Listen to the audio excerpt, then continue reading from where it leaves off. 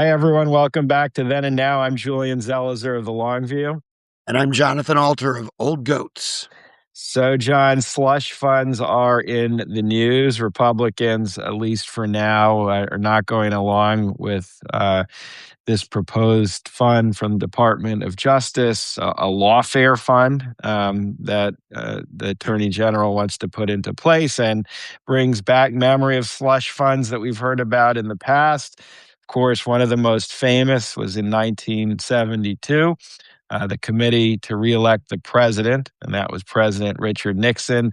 This operation had a slush fund of its own.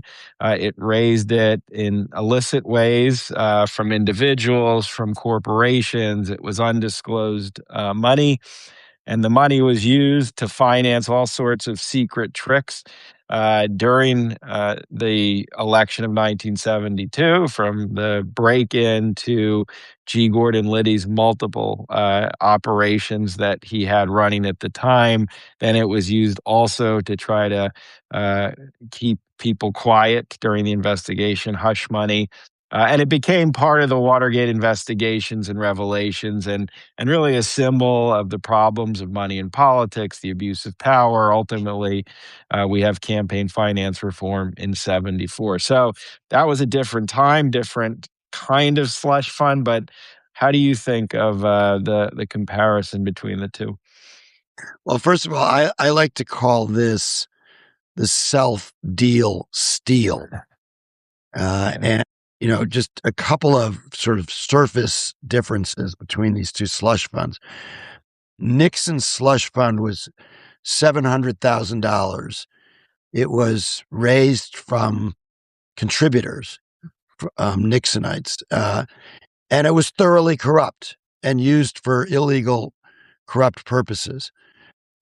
Trump's slush fund is 1.8 billion, 1.776, because they thought that was cute. And it's not raised from his contributors, like at least the first part of the ballroom. The ballroom is, they're trying to get taxpayer money for that too. But this is from us. This slush fund is from us.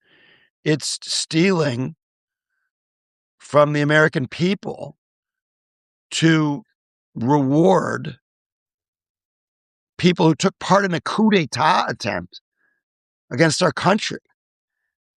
And, we've been sort of in some ways numbed to the January 6th part of this. We were all sort of shocked when he pardoned all of them, when J.D. Vance said that he would not do that. And then now we're all sort of shocked by this, but this is like beyond pardoning them. It's giving them money. It's just, it's insane. And the good news, or possibly good news, is that there are some Republicans on the Hill, including some who've just been victimized by Donald Trump and their careers have been ended, who are maybe not as willing to go along lockstep on this. So apparently at the Republican lunch of Republican senators the other day, 25 of them spoke out about this and were not happy about it. So it remains to be seen whether this will go through, but it's the most corrupt act, I think, of any in American history. And it anything that Warren Harding or, even Nixon did, it just pales in comparison to this.